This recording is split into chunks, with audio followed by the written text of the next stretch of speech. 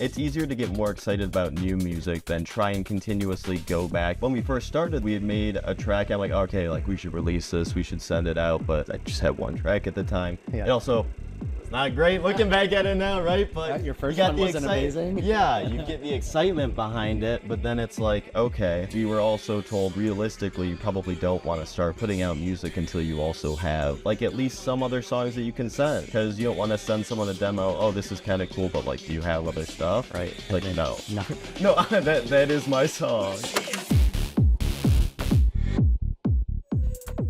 Nathan, welcome to Tiny Table Radio Talks. Appreciate you coming in from all the way from Arizona for this weekend.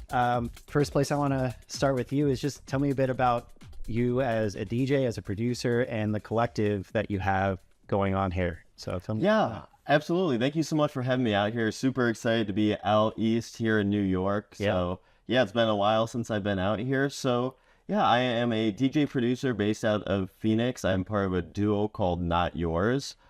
Been doing music since I was in high school, started doing things, filming at essentially small concert venues, doing more indie rock, did some guitar, bass, vocals myself. Nice. Then kind of got out of it a little bit during college, and then eventually dove back in when I was doing some digital marketing for Nightbase. Eventually went out to some shows in Los Angeles. Really just went to some after parties, just was hanging out with a bunch of the DJs, producers who I really looked up to.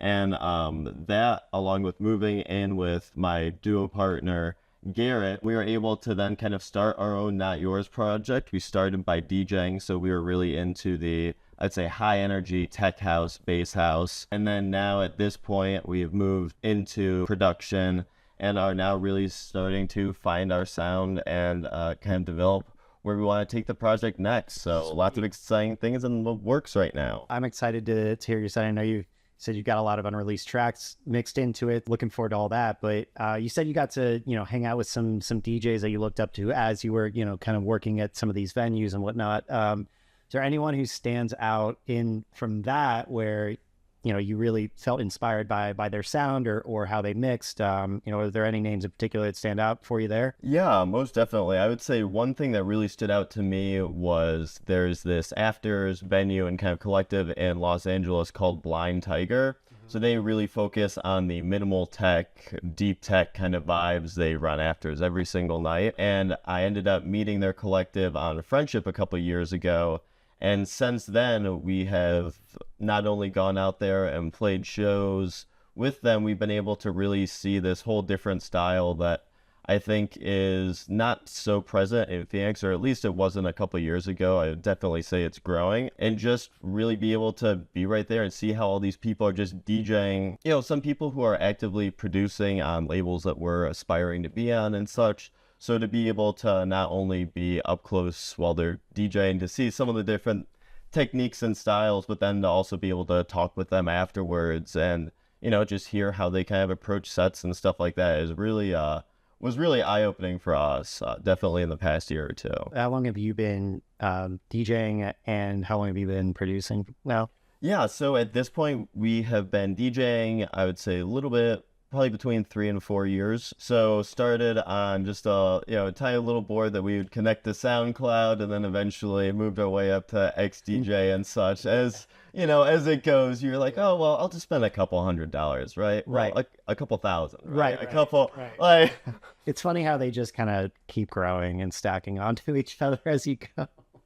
I started with a little controller as well, and now I'm like, okay, I think I have way more gear than I need in my house. So tell me, how's your sound evolved since you started? So I think coming from Nightbase, I really started with kind of a bass house heavy sound. I was really into that high energy, and I think kind of over time we've developed and have gotten much more into kind of, I would say, more of a minimal tech groover. I would say coming from Miami Music Week a couple of weeks ago, I was super inspired by like Medusa, Another, and Beltran, right? So 3 artists that are quite different from each other, but all have really unique sounds. So then, came home and I'm like, okay, I'm going to try and make a track like kind of each of these and see kind of what sticks and what I kind of vibe with. I think one of my favorite parts of going to a big a big festival or a big party or a big event is hearing music that I wouldn't necessarily play or listen to myself, right? And like just like keeping my mind open to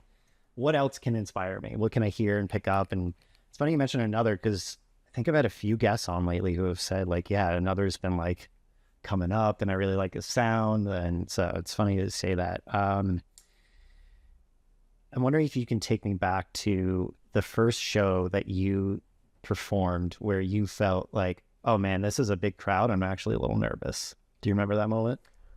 I would say in recent memory, probably the biggest one that happened was a couple of months ago. We opened up for Green Velvet's La La Land in Phoenix. So we were, basically on the big stage, opening up for Jackie Hollander, Leighton Giordani, and then Green Velvet. And both Garrett and myself are both from Chicago. So again, it was just kind of like, oh wow, Yeah. like been listening to Green Velvet since I was in high school, before I was really like, oh yeah, like I'm into house. I like EDM and stuff. He's one of the godfathers, so that one we really were just kind of soaking it in and took it in. And I'd say, we get some nerves, a little bit jitters and stuff before, but once it's time to go, really just all the energy and excitement just goes into the performance. Yeah, right? Totally. It's like I don't know about you, but I feel like whenever I play, and especially if I'm playing for somebody or a crowd, any nerves that I might have had before are just completely like, I just get in the zone, I just focus, and like I lose track of everything except like the music and like creating a good experience for people. Exactly. You just get locked in, and then you're kind of feeling it, and then you're, being professional, doing what you're up there to do and having a great time. Yeah, totally. Now you said you B2B and you produce with your roommate Garrett, and tell me, what's that creative process like for the two of you? Yeah, so our creative process is definitely very open. So we start tracks both independently of each other. So we might, start a 16, 32 bar loop mid or two, show the other person, one, does this just sound good in general? Is this something that we kind of like? Or two, is this something that we kind of work on or do? And then we at least have a lot of that bounce off initially, so that way we can see like, okay, is this something that we kind of want to do with? Or, it's also okay if we just have a product. It's like, yeah, man, I'm not into that, go crazy, do whatever you want, but Yeah. I don't think we'll be playing that one. Yeah. Like, fair. How do you kind of like, what's the communication process like when you guys are doing that? Is it kind of like, hey man, check this out, and like you bring somebody to the laptop, or is it more collaborative, or like when does it become really like, both of you are getting involved versus just one starting out? Yeah, so I would say typically what our process is to like start to finish a track is one of us, again, will start an idea, then we typically have about an hour or two session in one of our studio rooms, essentially going through, okay, what other things do we need to add, right? Like, did you just write some chords and we need to add a bunch of drums now? Do we need to think of lyrics, things like that? So we'll kind of try and map out what it is that we need to do and try and at least get through the initial creative process, and then we can do at least more passing it back and forth in terms of, okay, maybe you go through and mix this one down, right, and just spend some time with it. Maybe if one of us was driving it more, we're having the other person then try and do the last pieces of like, okay, what other elements, things like that are you hearing that are potentially missing, just to try to, really have the whole of it in there. And then we'll do things like taking it to, so we're part of Cosmic Academy, so we'll take it to like a feedback session. We'll also send it to some of our other producer friends to try to just get some, last checks on it, just to make sure that we're kind of getting there, because I think we're at the point where we're definitely able to steadily create music. Now we're trying to, eventually be at the point where we can be more selective about, okay, yeah, we don't have to release everything that we make. We can, we're trying to go for a more specific sound. Yeah. Would you say that when you guys are creating, do you feel like you have a strength and come from like a certain pieces of a track? Like maybe you do the chords more and Garrett does like, the groove or the bass, or is it like kind of both of you sort of start in one place or the other, or what's that like? Yeah, I would say we're definitely still in the process of kind of figuring out. I would say currently I like doing kind of more writing in terms of like lyrics, vocal pieces, things like that. I'd say he's definitely strong with like drum elements, building out just like parts of tracks, and then it's kind of going in trying to say, okay, what are some maybe interesting pieces, right? Yeah, because I would say I probably tend to do maybe some of the later portions, like the mixed down pieces and stuff like that. But in the creative aspects, we really do try and at least go back and forth or even just make tracks ourselves, because we've only been releasing music at this point for less than a year. So we really are, I'd say still, trying to figure out what lane and where we are, where we want to be. Yeah. Well, it's always a process and a journey. It doesn't have to be in one place for forever either, right? You said you've only been releasing music for about a year. How many tracks have you released or have coming up? I would say, I think we've released about 11 or 12 currently on labels across so far. And we have another, I would say 8 to 10 throughout the year. So through August already planned. So on a variety of different labels, which is also nice too, right? Because now that we kind of have that release schedule built out, we can kind of try and take more time to say, okay, maybe for this release, we want to do something different. So like one of our next releases coming up, Red, we have a music video that we filmed out in Arizona for it. So that's cool. And yeah, just trying to do some extra pieces to keep people engaged, but also, keep ourselves interested. We like to have,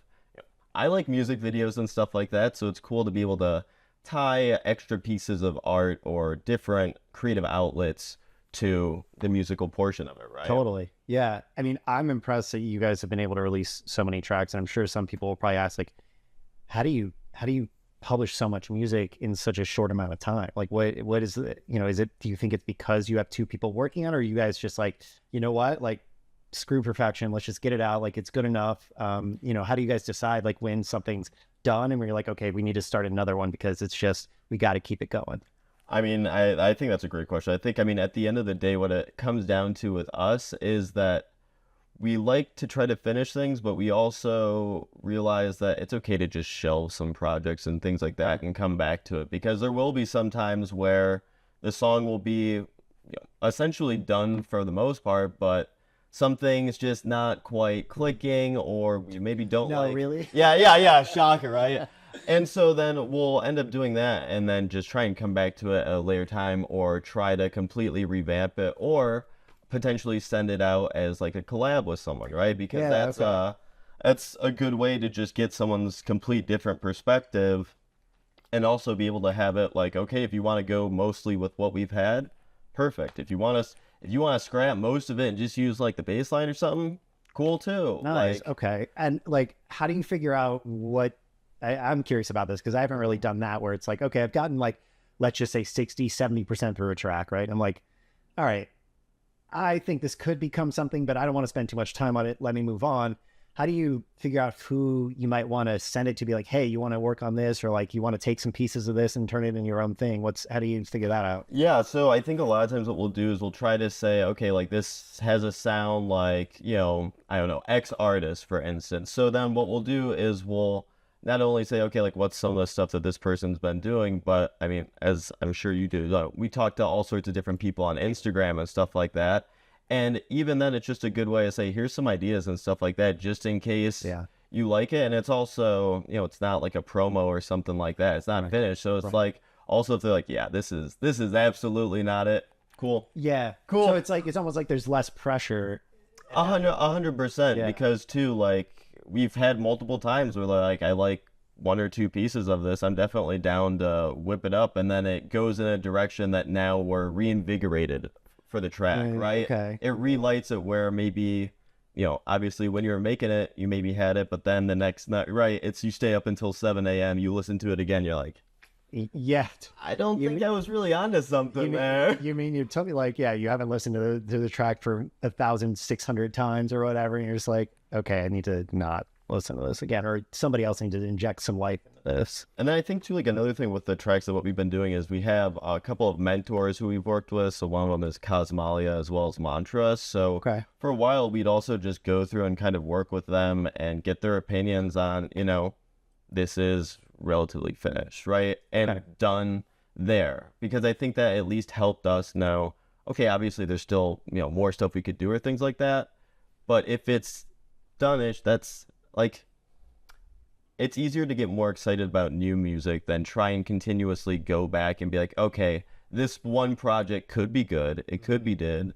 Well, if you just make a new project every day or something, well, then you're probably going to find the next new thing you love. And that's kind of been our processes. We've been trying to finish at least, I'd say, a track every 2 weeks or so. So, have like 2 at least mixed mastered down that we're able to send out to labels and then kind of go from there. When we first started though, we had made a track. I'm like, okay, like we should release this, we should send it out. But I just had one track at the time. Yeah. It also was not great looking back at it now, right? But your first one wasn't amazing. Yeah, you get the excitement behind it, but then it's like, okay, we were also told like, realistically, you probably don't want to start putting out music until you also have just like at least some other songs that you can send. Because you don't want to send someone a demo. Oh, this is kind of cool, but like, do you have other stuff? Right. It's like, no, no, that is my song. Yeah. So we're trying to just learn from what other people have told us and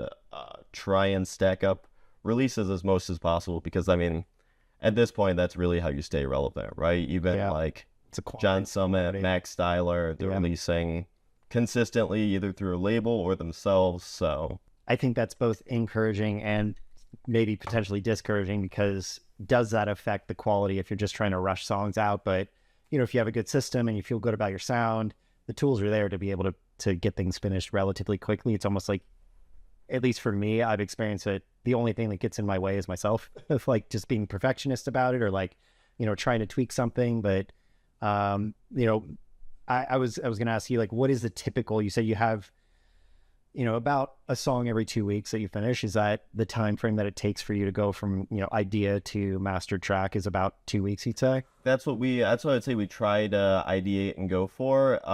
But again, there's also a bunch of tracks that wind up at 75-80% that are probably mostly there, but we can't get that last special sauce on it, so therefore we don't go down and do a full mix down on it. We don't go through, get it mastered. So we're also not too hard on ourselves, right? Because we play shows, we do other stuff. Like at the end of the day, it's a creative outlet. So like if I'm feeling it and it's flowing, I'm just gonna try and jump on that and do as much as I can with it.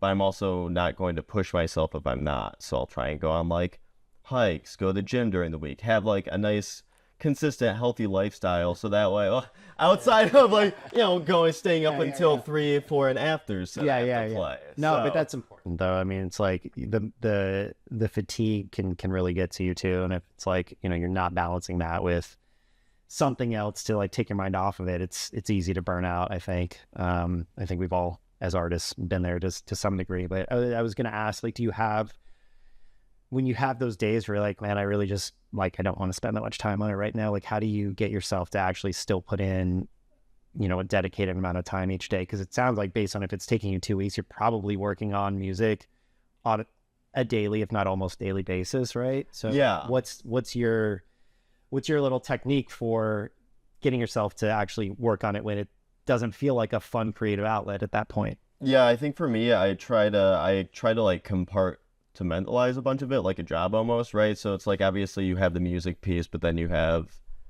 okay, mixing. I want to check out some new songs on Beatport so I can see, okay, maybe this will inspire me for something new. Okay, I have all the social media stuff I can go through. Okay, I have releases I can plan for.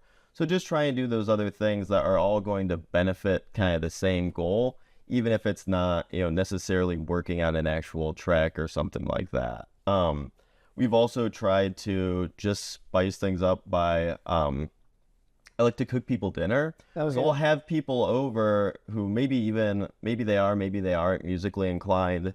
But then, afterwards, instead of being like, okay, we'll pop on the TV and watch something, we'll be like, all right, let's go in our room and let's record something that's silly or stupid. And then, okay, maybe something cool comes out of it that we can work on. But otherwise, we're still doing that creative thing, doing something like that, working those juices that then I find I'm able to more easily get inspired or jump into it later, because, even working with someone who isn't into it, like they bring some new flair or something, or they're like, that sounds kind of cool. I'm like, let's go down this end. Let's see what happens. I really like that. Where you're like pairing it with something else that you enjoy doing, bringing people who wouldn't necessarily be producers into the mix, and like I could see how that could like be an exciting way to add a new flavor to it. I like that a lot. I think I might have to steal that from you. Absolutely. I mean, it's like one of our now good friends. She comes over probably every 2 weeks or so, and we have her do a bunch of trumpet samples in our closet. I love that. And so for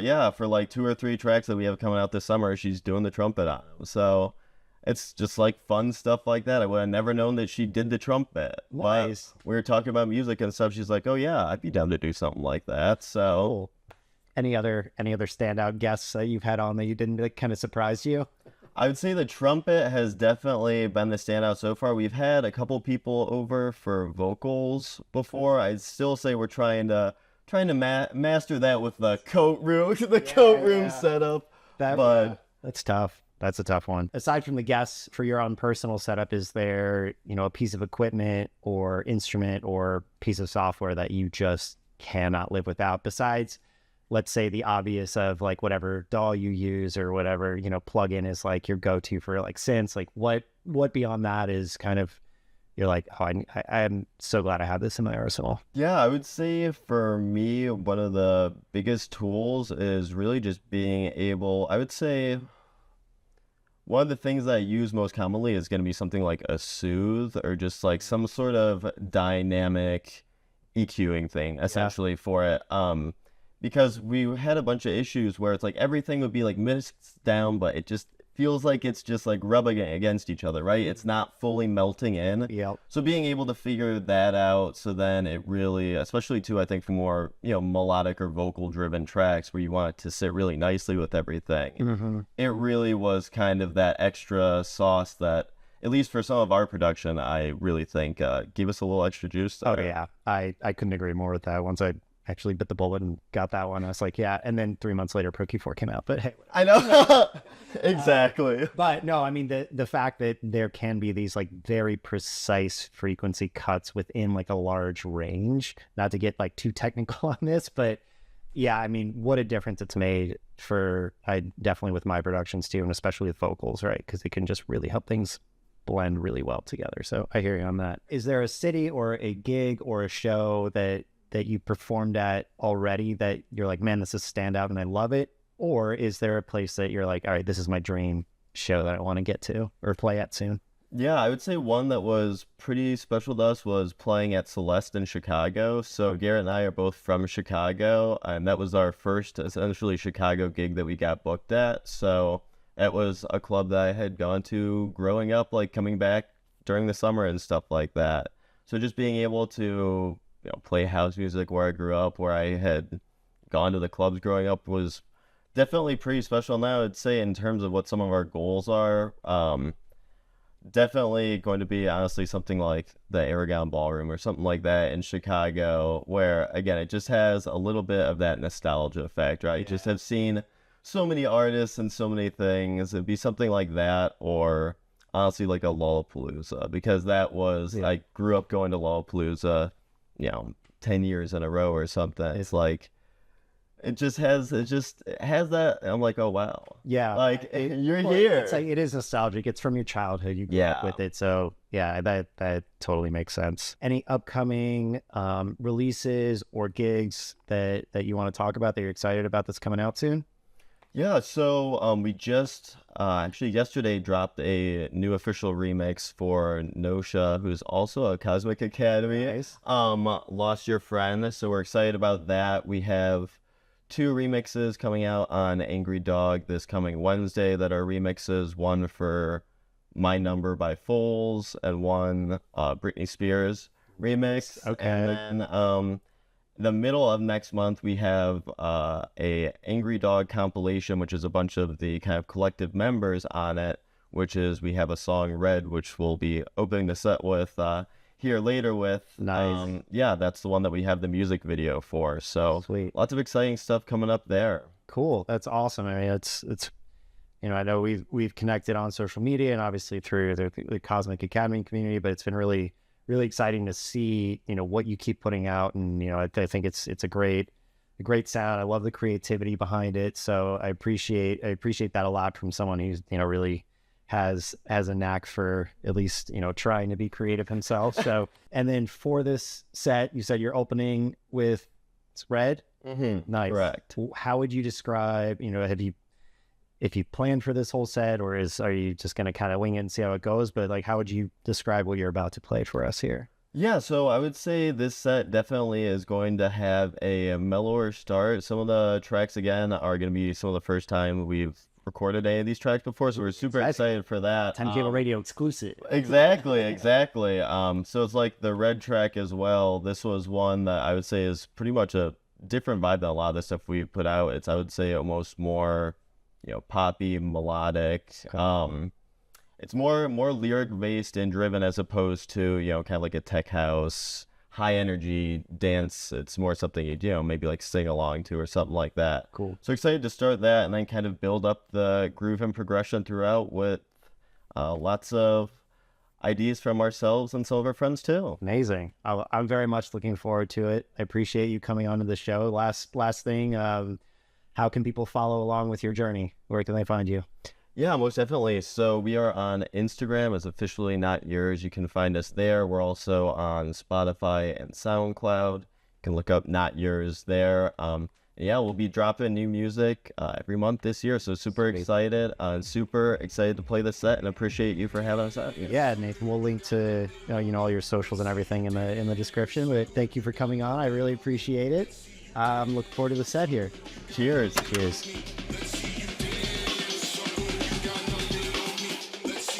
I hope you enjoyed that Q&A with our latest guest.